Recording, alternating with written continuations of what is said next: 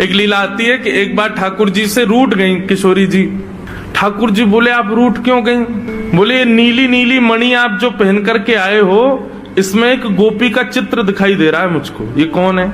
हमसे हूँ रूप गुण सुंदर, ये तो हमसे भी ज्यादा सुंदर है। इसके नेत्र तो देखो कितने प्यारे नेत्र हैं इसके। ठाकुर जी की मणि देख करके श्री जी कह रही हैं, इसकी मुस्कान तो देखो, पता नहीं कहां से तुम्हारे चक्कर में पड़ गई काले कलूटे, ये देखो कितनी प्यारी है।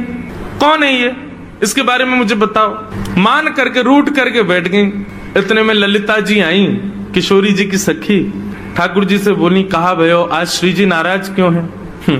ठाकुर जी मुस्कुरा के बोले हम एक मणि पहन करके आए हैं, उस मणि में राधा रानी को अपना ही प्रतिबिंब दिख रहा है, और अपनी प्रतिबिंब को देख के करी जे कौन है?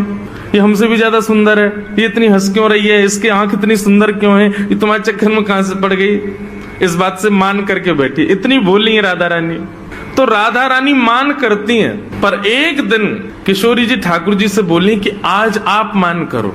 ठाकुर जी बोले नहीं आप ही करो, हमसे मत करवाओ। श्री जी बोली नहीं आप रोज मनाते हो हमको, हम आज मनाएंगे आपको, आप मान करो। ठाकुर जी बोले रहने दो ना, आप बड़ी कोमल हो, कहां तक मनाओगी हमको? नहीं हम मनाएंगे आपको, आप मान करो। ठाकुर जी बोले देख लो हम कर लेंगे। फिर बोले नहीं करो। सोई ठाकुर जी ने मान कर लिया। ठाकुर जी रूठ के बैठ गए श्री जी से। अब श्री जी ठाकुर जी को मना रहे हैं। कभी ठाकुर जी की मनपसंद वस्तु बना के लावे, कभी ठाकुर जी का मनपसंद राग गा के सुनावे, कभी ठाकुर जी को नृत्य करके दिखावे, कभी ठाकुर जी के सामने उनका मनपसंद श्रृंगार करके आवे। सब प्रकार से श्री जी ने मनाने का प्रयास किया, लेकिन ठाकुर जी नहीं माने।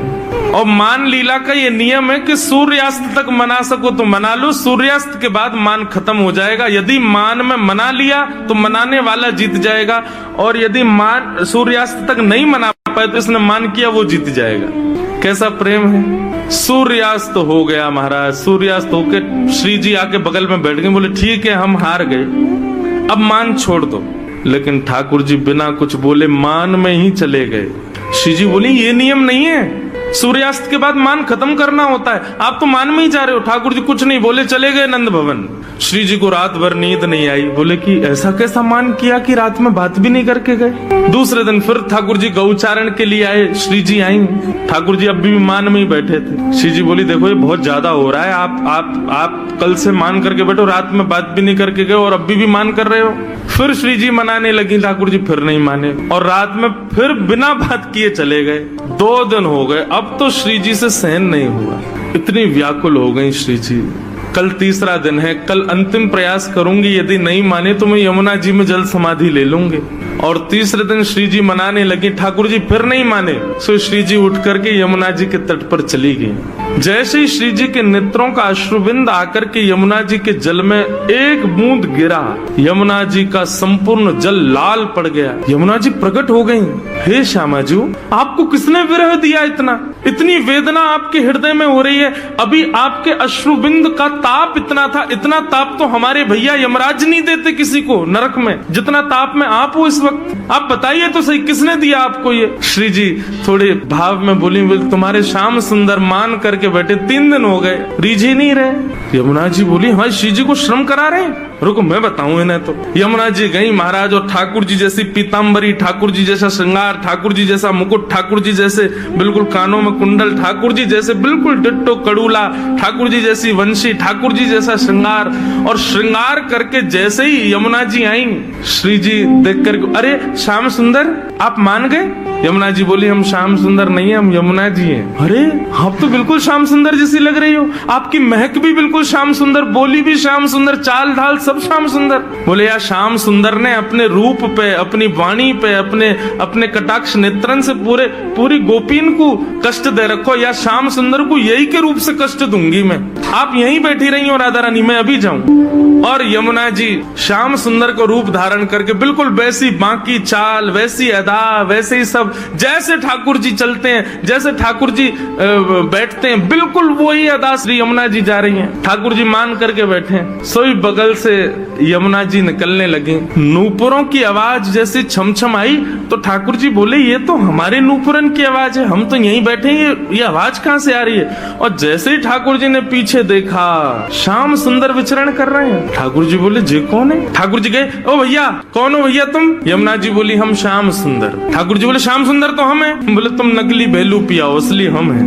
बोले ऐसे कैसे, तुम पे वंशी बजानी आवे, देखो मैं वंशी बजा के दिखाऊं। ठाकुर जी ने वंशी बजाई, उससे बढ़िया यमुना जी ने बजा दी। बोले मेरे पास काली कमली तुम्हारे पास है। यमुना जी ने अपनी काली कमली दिखा दी। सब प्रकार से ठाकुर जी अपनी वस्तु दिखावें और यमुना जी उसको प्रस्तुत करें। बोले अब कैसे सिद्ध हो कि असली श्याम सुंदर कौन है। यमुना जी बोली मैं एक टेर बजाऊंगो, यदि मेरी टेर सुन के राधा रानी बगल में आके खड़ी है गई तो समझो वही असली श्याम सुंदर, जाके बगल में किशोरी जी आके खड़ी हूँ। अब ठाकुर जी बोले हम तो मान करके बैठे, हमारे बगल में तो आएंगी नहीं, वो इन्हीं के बगल में आएंगी। जैसे ही टेर बजाई श्री जी आने लगी। ठाकुर जी दौड़ करके गए श्री जी के चरणों में, आप मैं असली श्याम सुंदर मेरे बगल में, मैं कभी मान नहीं करूंगा, आज के बाद आप मेरे बगल में बैठ जाओ, एक बार सिद्ध कर दो। श्री जी बोली कौन कौन कहां से आ जाते हैं नकली नकली लोग, असली श्याम सुंदर तो वो है। श्री जी गई और श्री यमुना जी के बगल में जाके खड़ी हो गई। अब तो सब गोपियां उन्हीं के चंवर डुरावे, उन्हीं पे इत्र छिड़कावे, उन्हीं पे गुलाब जल अर्पित करें, सिंहासन पे उन्हीं को बैठावे, उन्हीं को भोग लगावे और दूर करे श्याम सुंदर रो में। बोले मैं हूँ असली श्याम सुंदर, जे कहां से नकली आ गए हो। जैसे ही श्याम सुंदर रुदन करने लगे श्री जी बोली अब ठीक है, अब मान खत्म हो गया है, अब आप बुला लो। तब यमुना जी गई और श्याम सुंदर को जाके हृदय से लगाए। बोले श्याम सुंदर आप ही हो असली श्याम सुंदर, हम तो श्री यमुना जी, हम तो यमुना महारानी है। बस आपसे एक ही प्रार्थना है, आज के बाद वचन दो हमारी श्यामा जी को कभी कष्ट नहीं दोगे। तब श्याम सुंदर ने यमुना जी को वचन दिया। बोले आज से हम नियम लेते हैं कि जब ये मान करेंगी तब हम इनको मनाएंगे, और जब हमें कोई बात बुरी लग जाएगी तो वह भी हम इन्हीं से कह देंगे कि हमको ये बात बुरी लग गई है, मान करो आप ही, हमें ये बात बुरी लग गई, आप ही गुस्सा हो जाओ, फिर तब भी हम ही मना लेंगे। यमुना जी बोले हाँ बस यही नियम रखना, आप कभी मान मत करना, श्री जी ही मान करें। तब से हमारे वृंदावन में सब वैष्णव कहते हैं श्याम सुंदर श्री यमुने महारानी की। तब से श्री यमुना जी श्याम सुंदर है।